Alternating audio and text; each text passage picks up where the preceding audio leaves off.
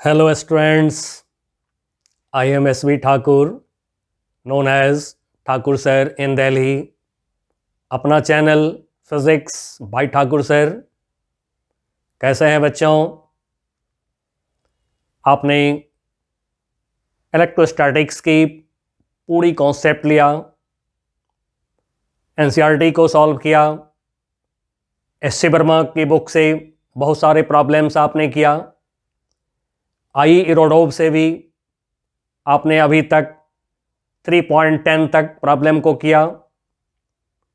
बच्चों, आपने एक बात पर गौर किया होगा, जितनी कॉन्सेप्ट्स मैं लेक्चर के दरमियान आपको देता हूं, उन्हीं कॉन्सेप्ट से आसानी से सारे बुक के प्रॉब्लम सॉल्व होते हैं। इसलिए मैं आपसे कहूंगा कि आप पहले लेक्चर वीडियो को अच्छे से देखिए और आप उसको नोट कर लीजिए, फिर अपने नोट्स से प्रॉब्लम को मैच करिए और देन आप उसको खुद से सॉल्व करिए। मैं सॉल्यूशन इसलिए नहीं देता हूं कि आप जो है उसको कॉपी करें, उसको लर्न करें, नहीं। ये मैं आपको केवल एक प्रूफ देता हूं कि जितनी कॉन्सेप्ट्स मैं आपको लेक्चर के दरमियान देता हूं, उन्हीं कॉन्सेप्ट से आसानी से सभी स्टैंडर्ड बुक्स हमारे सॉल्व होते हैं।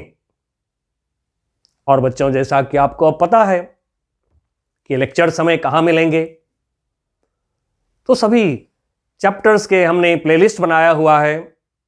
आप इलेक्ट्रोस्टैटिक्स के प्लेलिस्ट में जाइए और वहां पर इलेक्ट्रोस्टैटिक्स के लेक्चर्स को देखिए एंड देन प्रॉब्लम को खुद से सॉल्व करिए। तो आज हम लोग करने जा रहे हैं आई इरोडोव की पार्ट 3 जो इलेक्ट्रोस्टैटिक्स है, इसके 3.11 इस प्रॉब्लम को हम लोग सॉल्व करेंगे। अब बच्चों, जैसा कि आप यहां पर देख रहे हैं, मैंने प्रॉब्लम लिख दिया है, आपके पास भी बुक होंगे। चलिए, क्या है प्रॉब्लम देखते हैं।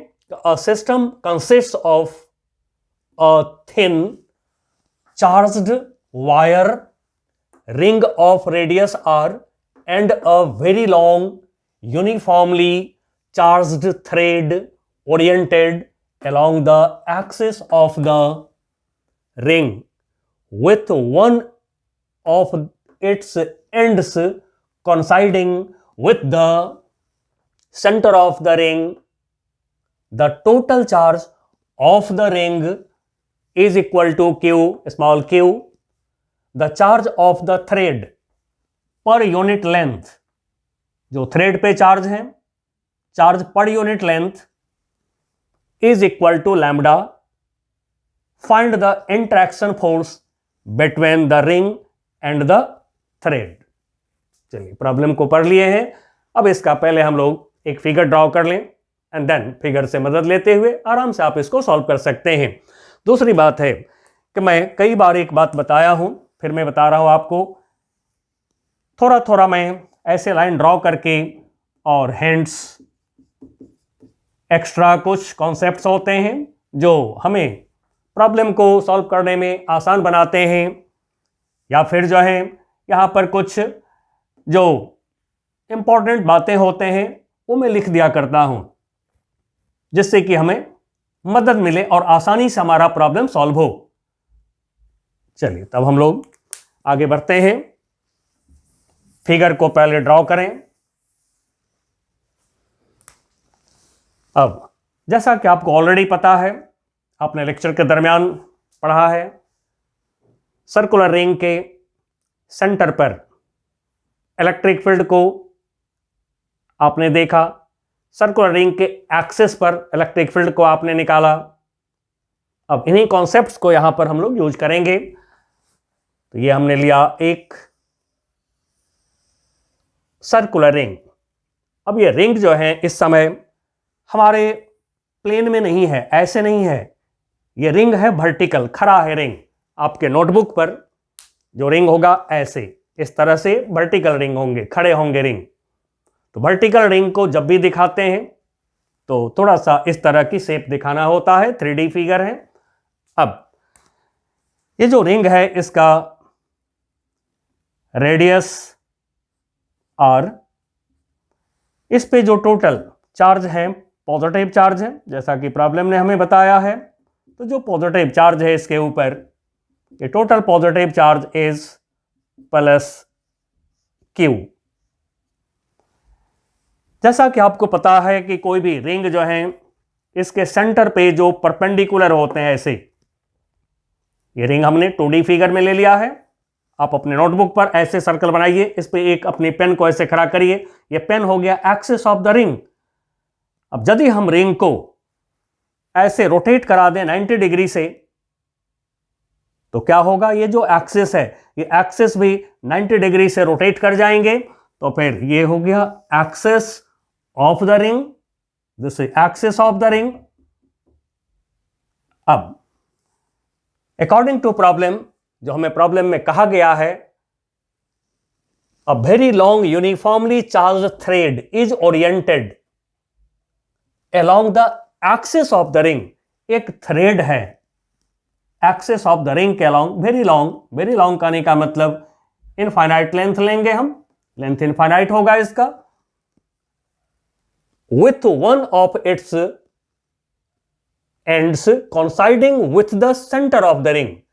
ये जो थ्रेड है, इस थ्रेड का एक एंड जो है ये रिंग के सेंटर से मिल रहा है। चलिए मैं यहां पर O लिख दे रहा हूं सेंटर पे। Total charge of the ring Q हमने ले लिया, चार्ज ऑफ द थ्रेड पर यूनिट लेंथ, ये जो थ्रेड है इस पर चार्ज पर यूनिट लेंथ हमें लैम्डा दिया गया है, लैम्डा ए चार्ज पर यूनिट लेंथ, जिसको आप लीनियर चार्ज डेंसिटी कहते हैं। ये है लैम्डा इस थ्रेड पर, दिस इज थ्रेड, ये थ्रेड है हमारा, लिख भी देता हूं, थ्रेड हो गया। अब हमें निकालना है इंटरेक्शन फोर्स। तब निकालने के लिए हम आगे प्रोसीड करते हैं।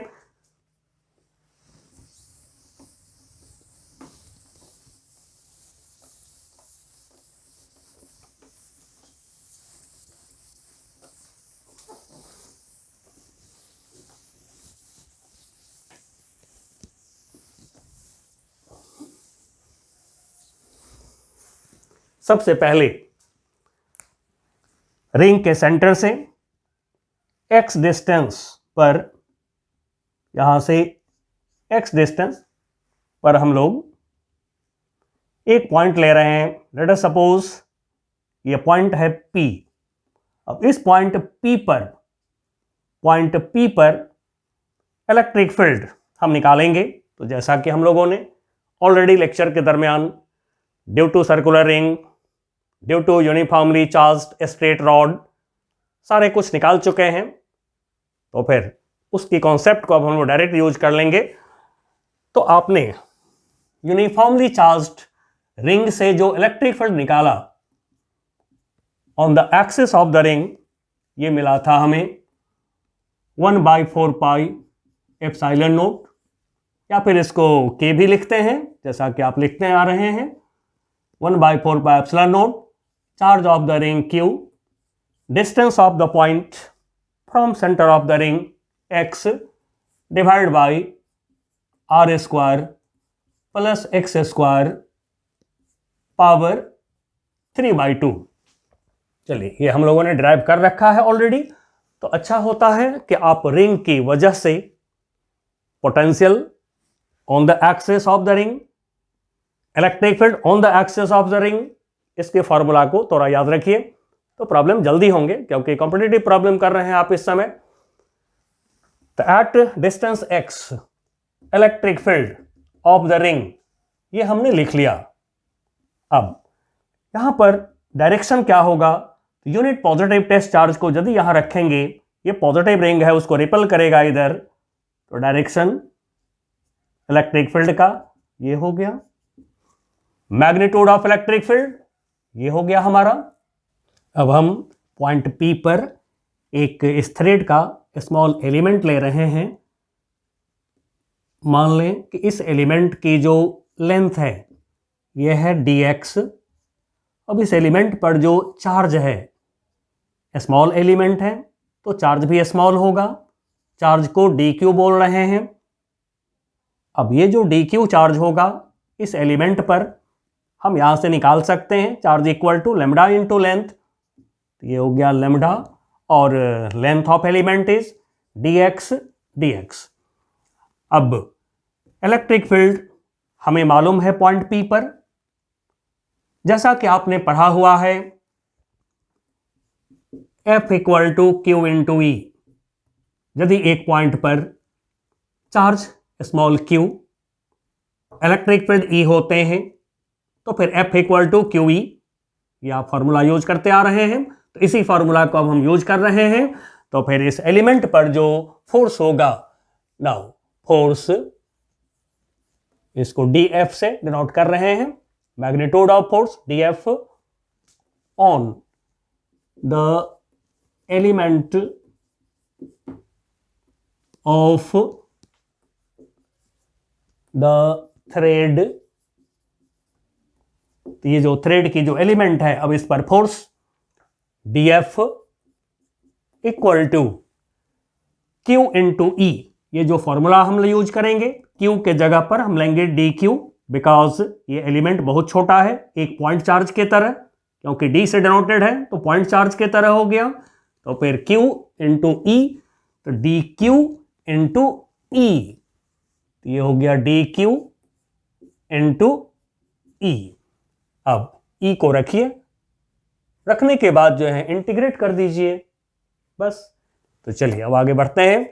तो E 1/4 pi epsilon not Q x r square plus x square power 3/2, E को लिख लिया। अब dQ lambda dx, now total force, resultant force, total force, अब टोटल फोर्स को F बोल लेते हैं, on the thread F equal to, अब dF का इंटीग्रेशन F, आप दिखा भी सकते हैं dF का इंटीग्रेशन F। अब राइट साइड इंटीग्रेट करते हैं, constant 1/4 pi epsilon not, constants को साइड करिए, Q लैम्डा,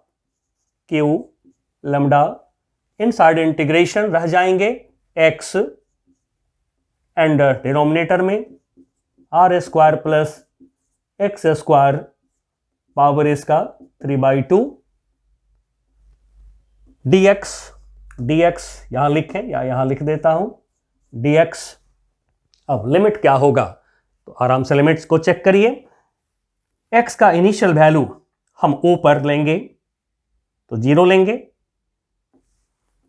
एंड x का फाइनल वैल्यू, एलिमेंट की जो डिस्टेंस है, x क्या है, एलिमेंट का डिस्टेंस, तो फिर एलिमेंट थ्रेड में यहां से लेकर इंफिनिटी तक होगा। तो जब यहां पर एलिमेंट लेंगे तो फिर उस एलिमेंट की डिस्टेंस x इक्वल टू क्या होगा, 0, और वही डिस्टेंस x बढ़ते बढ़ते इंफिनिटी हो जाएंगे, तो 0 टू इंफिनिटी। अब इसको इंटीग्रेट कर देंगे, हमारे पास में रिजल्ट आ जाएंगे। तो इस तरह से बच्चों आप सारे प्रॉब्लम को सॉल्व कर सकते हैं। जैसा कि मैं आपसे बोला हूं कि कॉन्सेप्ट आपके पास में है, आप सॉल्व करिए। दिक्कत हो तो फिर अपना लेक्चर वीडियोज को देखिए और फिर वहां से आगे बढ़िए। चलिए इसको मैं इक्वेशन नंबर 1 बोल देता हूं और इस इंटीग्रेशन को अलग कर देता हूं। Let x equal to r tan theta. अब यहां से हम इसको डिफरेंशिएट कर रहे हैं, dx upon d theta r tan theta का differentiation sec square theta. Now dx equal to r sec square theta d theta. फिर यहां पे जब हम लोग पुट करेंगे x equal to r tan theta, तो फिर वेरिएबल हमारे थीटा हो जाएंगे। तो फिर थीटा का वेरिएशन कहां से कहां होगा, अब इसकी भी जांच कर लेते हैं। इफ x इक्वल टू 0, जब x को 0 लेंगे tan थीटा 0, तो थीटा इक्वल टू क्या होगा, 0। या 0 डिग्री बोलिए, और 0 degree. If x equal to infinity, x की फाइनल वैल्यू जब इन्फिनिटी आप यूज करेंगे तो फिर थीटा इक्वल टू क्या होगा, तो tan theta infinity, theta equal to π/2 radian में लिखें, या फिर आप इसको 90 डिग्री लिखिए। चलिए, तब लिमिट भी चेक कर लिया हमने। अब इक्वेशन 1 में इस इंटीग्रेशन को हम पहले करके और फिर इक्वेशन 1 में पुट कर लेंगे। ठीक है, आप डायरेक्ट भी कर सकते हैं, सॉल्यूशन तो हमेशा आप पर डिपेंड करता है, जैसे करना हो आप करिए। सॉल्यूशन में कोई हेजिटेशन नहीं होना चाहिए, कभी कोई हिचकिचाहट नहीं होना चाहिए। तो आइए अब हम लेते हैं इंटीग्रेशन 0 टू इन्फिनिटी के जगह पर। अब हम लिमिट डाल रहे हैं 0 degree and 90 degree, 90 degree. Now x के जगह पे r tan थीटा या r tan theta r square plus x square, या पहले dx को रख लेते हैं। चलिए, dx r sec square, r sec square theta d theta, dx को रख लिया। अब नीचे एक्स स्क्वायर करेंगे, r square tan square theta, r square plus r square tan square theta, r square common ले लेते हैं, पावर 3/2 है तो पावर 3/2 रखना होगा। इनसाइड ब्रैकेट r स्क्वायर के जगह अब बच गया 1, एक्स स्क्वायर तो tan square theta, r square tan square theta, r square निकल चुका है तो फिर tan स्क्वायर थीटा। चलिए, now this equal to 0 degree to 90 degree, numerator में r square tan theta sec square theta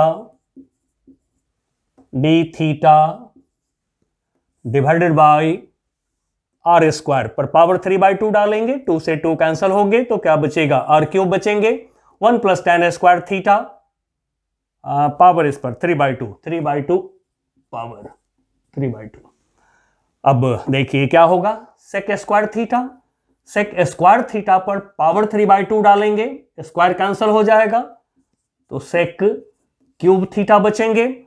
now sec square theta, 2 sec theta, तो फिर इसमें 2 कैंसिल हो जाएगा, तो फिर यदि इसको कैंसिल करें तो क्या बचेगा, sec थीटा बचेगा।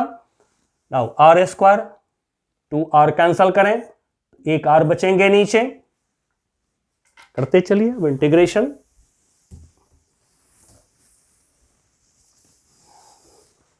नाउ दिस इक्वल टू, अब 0 degree to 90 degree, r constant है, इसको बाहर निकाल लेते हैं, 1/r। इंटीग्रेशन में 0 डिग्री टू 90 डिग्री। अब देखिए हमारे पास में बच रहा है tan theta upon sec theta, tan theta upon sec theta. अब आप आराम से इसको सॉल्व करिए, sec थीटा को आप चाहें तो ये भी लिख सकते हैं, 1/sec थीटा, cos थीटा भी लिख सकते हैं। चलिए मैं लिख देता हूं, सिंपल हो जाएगा solution. 1/sec theta, cos theta हो गया, d theta, now 1/r।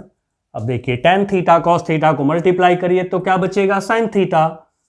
0 degree to 90 degree, ये बच गया sin थीटा। ठीक है, sin theta by cos theta cancel, sin theta बच गया, d theta. Now this equal to 1/r sin theta का integration minus cos theta, 0 degree to 90 degree. Now this equal to 1/r minus cos theta minus cos 90 degree, minus sign दिया, minus cos theta minus cos 0 degree, this equal to 1/r minus cos 90 0 minus plus हो गया, cos 0 degree 1, तो ये हो गया 1 minus 0 1 and so 1 by r रह गया। अब आप इसको पुट कर दीजिए इक्वेशन 1 में, तो फिर by equation 1 F equal to 1 upon 4 pi epsilon not Q lambda, और ये जो इंटीग्रेशन है, ये इंटीग्रेशन हमने सब्स्टिट्यूशन कर लिया है इसके बदले में, ये रख देंगे अब हम यहां पर इसके जगह पर कितना 1 बाई आर आया है, तो 1 बाई आर यानी कि डिवाइड बाई आर निकल गया फोर्स।